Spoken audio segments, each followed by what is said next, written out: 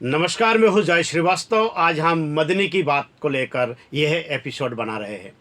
इस एपिसोड में शास्त्र और विज्ञान के तर्कों से ऐसा उदाहरण पेश करेंगे कि आपको ओम और अल्लाह में क्या अंतर है और मदनी के द्वारा की गई बातें कितनी खोखली है, जिन बातों को लेकर सुनकर अहिंसा को धर्म मानने वाले जैन संत भी गुस्से में आ गए और मंच पर ही खुली चुनौती दे दी कि आओ इस संदर्भ में खुली बहस करें। लेकिन मदनी बहस से भाग रहा है। मदनी की बातों से असहमत होकर साधु संतों ने न केवल मंच छोड़कर चले गए, बल्कि जैन संत ने मंच पर ही तबीयत से लताड़ लगाई। इस घटना के बाद न केवल हिंदू संत बल्कि जैन, बौद्ध, सिख समाज के संत भी मंच से उतार गए। घटना के बाद जहां एक और धर्म में ही मदनी का विरोध शुरू हो गया है, बल्कि जैन साधु की भूरी भूरी प्रशंसा की जा रही है। तो आइए विज्ञान और शास्त्र से हम इस पर रोशनी डालते हैं। यहाँ ये बता देना चाहते हैं कि सनातन धर्म में मनुष्य की उत्पत्ति मनु से हुई है और इस्लाम का मानना है आदम से आदमी की उत्पत्ति हुई। यही दर्शाना चाहते थे मदनी कि दोनों एक है, केवल धर्म के हिसाब से नाम बदला गया। कहा जाता है कि आदम का उल्लेख बाइबल में है, हिब्रू बाइबल में। तो इस्लाम का आदम वही है जो क्रिश्चियनों का एडम है। इस प्रकार साबित होता है कि क्रिश्चियन और जुडाइज़म से कॉपी की गई है इस्लाम में। अभी शास्त्र और किताब की बात करते हैं, बाद में हम बात करेंगे विज्ञान की। बाइबल और कुरानों से आसानी से समझा जा सकता है कि दुनिया के बाद ही आदम आए हैं, क्योंकि किताब के अनुसार दुनिया 6027 वर्ष पहले अमल में आया, क्योंकि ईसा पूर्व की 4004 वर्ष और ईसा पश्चात के 2023 जो वर्तमान में चल रहा है। अब बताते हैं सनातन मान्यता क्या है। डे और दिन से वर्ष या समय का आकलन करना अभी कुछ ही वर्ष से शुरू हुआ है। इसके पहले कल्प के नाम से समय का आकलन किया जाता था और ब्रह्मा जी के कुल 30 कल्प है। आज का विषय कल्प का नहीं है, इसीलिए कल्प को हम यही छोड़ते हैं। सीधे विषय पर आते हैं, मनु की बात जिसे मदनी ने की है। मदनी को तो पता ही नहीं है कि मनु एक नहीं है, मनु भी 14 है। अभी 7वां कल्प चल रहा है और इस कल्प के जो मनु है उनका नाम वैवस्वत मनु है और ये सूर्य के पुत्र है। जो प्रथम कल्प है उसके जो मनु है उनका नाम है स्वयंभू मनु, दूसरे स्वरोचिष मनु, तीसरे उत्तम मनु, चौथे मानस मनु, पांचवें रेवत मनु, छठे चक्षुष मनु, बाकी सब सावर्णी मनु है, जिनके नाम दक्ष सावर्णी, ब्रह्म सावर्णी, धर्म सावर्णी, रुद्र सावर्णी, रोच्च सावर्णी और इंद्र सावर्णी। पता नहीं मदनी किस मनु की बात कर रहा है। और यह भी बता देते हैं कि एक कल्प 432 करोड़ वर्ष का होता है, जिसे 4 युगों में बांटा गया है। यह अलग बात है कि युगों का समय बराबर नहीं है।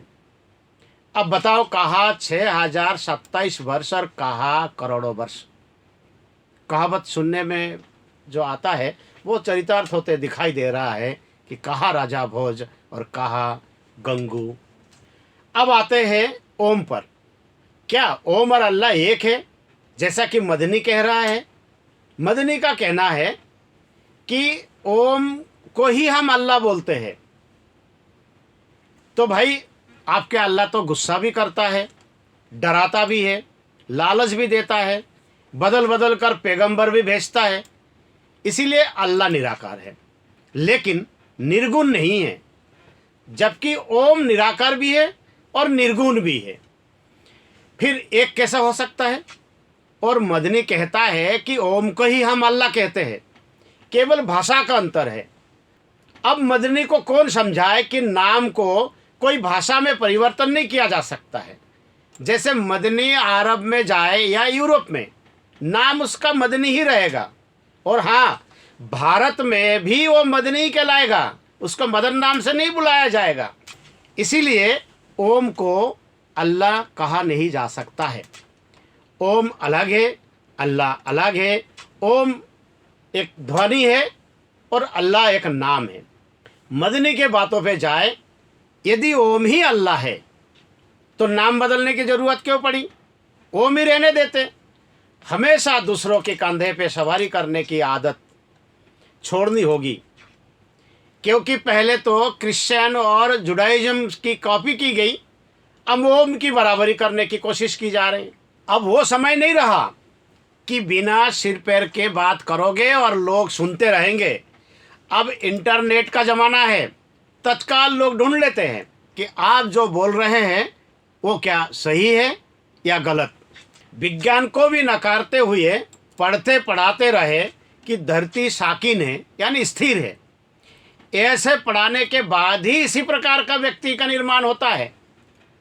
अब आ जाते हैं विज्ञान पर।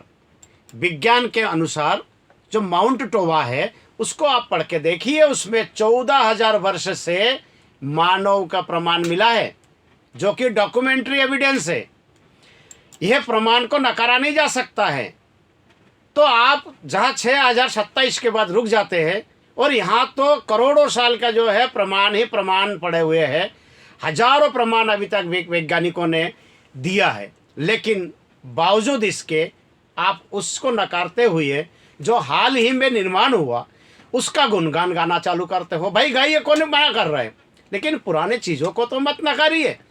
जब इस प्रकार के मन से इस प्रकार की बातें की जाएगी तो दूसरी तरफ से भी बहुत सारी इस प्रकार की बात सुनने को मिलेगा, जो किसी धर्म के लिए ठीक नहीं है और ना एक शांत समाज के लिए ठीक है। अब सुनिए, अब इस बात के बाद किस प्रकार की बातें सुनने को मिल रही हैं। मैं उस कम्युनिटी को कैंसर कहता हूँ। वो कैंसर है धरती का। जैसे धरती मानव के शरीर में कैंसर होता है, ऐसे इस्लाम धरती का कैंसर है।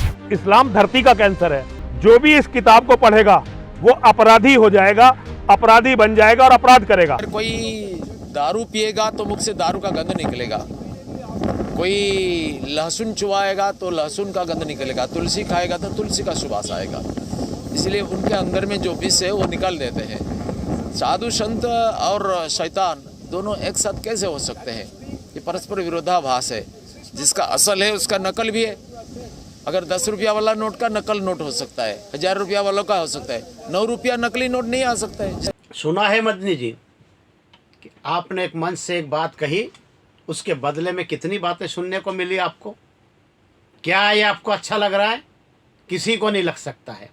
तो मदनी जी, यदि आपको ज्ञान नहीं है तो जैन मुनि जी या अन्य ज्ञानियों से सत्संग करिए और जानकारी प्राप्त करिए, ताकि बाद में आपको माफ़ी मांगने की ज़रूरत नहीं पड़े और लोगों को एक्स मुस्लिम बनने के लिए मजबूर ना होना पड़े और इसी प्रकार के सम्मेलन बुलाकर फिर कोई प्रस्ताव पास ना करना पड़े।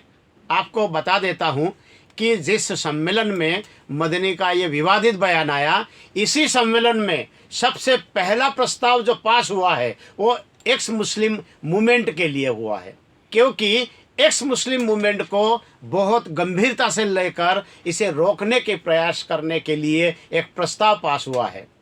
क्योंकि सबका मानना है कि बड़े तेज़ी से एक्स मुस्लिम बन रहे हैं और इसे अखबारों में प्रमुखता से प्रकाशित किया गया है। इस एक्स मुस्लिम मूवमेंट पर पहले भी मैं वीडियो बना चुका हूँ और बहुत जल्द विस्तार पूर्वक वीडियो और बना के आपके सामने हाजिर होऊंगा। धन्यवाद।